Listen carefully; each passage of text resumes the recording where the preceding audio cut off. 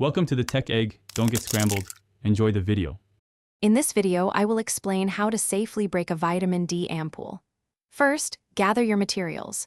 You'll need a clean cloth or gauze to protect your hands and a flat, stable surface. Ensure your hands are thoroughly clean and dry before you begin. Safety is paramount when handling glass, so take a moment to prepare properly. Next, carefully examine the ampoule to locate the score line. This is usually a small, etched ring or a colored dot on the neck, indicating the weakest point. Position the ampoule so this score line is facing away from your body. This ensures that if the glass splinters, it moves in a safe direction. Now for the break. Hold the main body of the ampoule firmly with one hand below the score line using your protective cloth. With your other hand, grasp the top cap. Apply a quick, firm snapping motion, pushing the top away from your body. Avoid twisting, as this can cause an uneven or dangerous break.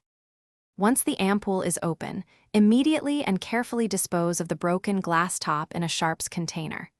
Then, using a sterile syringe and needle, draw out the vitamin D liquid. Be sure not to touch the open rim of the ampoule with your fingers to maintain sterility. You've successfully and safely opened your ampoule.